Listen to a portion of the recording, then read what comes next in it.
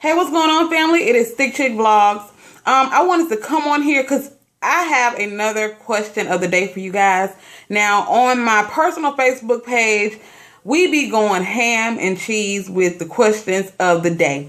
But as you guys know, I asked my other question a couple of days ago regarding the cheating husband who died and ended up having 2 children, and you were awarded $2.5 million from his insurance policy, and he didn't leave his children or anything like that in the will. So I asked you guys, what would you do? Would you give the children part of the 2.5, or would you just feel like, boo-boo, you on your own? So you guys answered that question, and I thank you so much.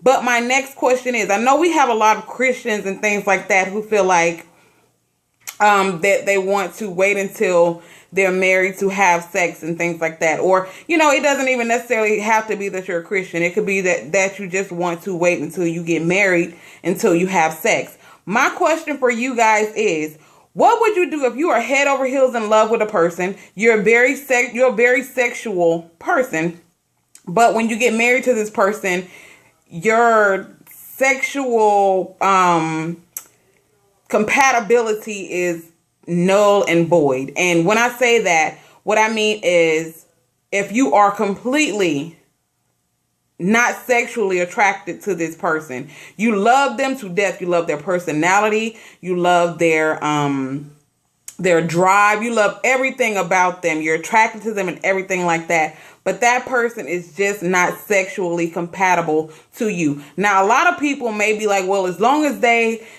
taking care of home, and as long as they're doing this and doing that, the sexual part doesn't matter. But we all know that sex is a huge part of any relationship. I don't care what anybody says. Sex is a huge part of any relationship. So if you meet a man or a woman and you decide that you want to wait until you get married to have sex, and that person ends up having I don't want to be vulgar to anybody. You can see the title of this video, so you automatically know it's going to be a 18 plus video. Okay, you meet a guy or a female, and like I said, just say for instance that it's a man and you're not sexually compatible, or he has a very, very, very, very tiny man in a boat. Okay, tiny man. Okay, we're just gonna say a tiny man, and he can absolutely not perform sexually at all, and you're a very sexual person. Or for the guys, if you meet a female who you're totally not sexually compatible with, and vice versa. You guys get what I'm saying. What would you do in those types of situations now that you've already taken your vows? On my personal Facebook page, I had a lot of people who said that they would teach them. I understand where you're coming from when you're saying you will teach a person, but what if a person doesn't have that piece of equipment for you to teach them with? Are you willing to go the rest of your life with a person that you're not sexually compatible to? Now, I know, like I said, on the last question, I feel like a lot of people weren't being completely honest. A lot of people were saying that they would do things that at the end of the day, I really think a lot of people were kind of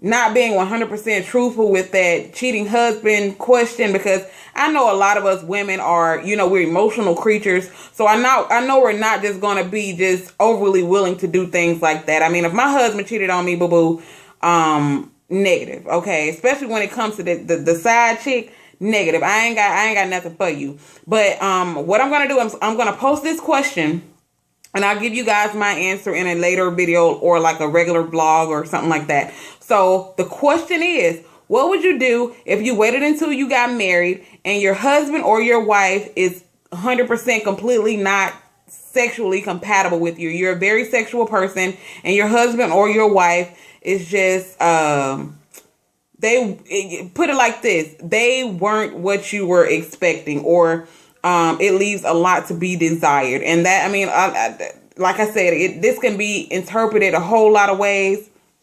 So yeah, make sure you answer this question and answer it truthfully.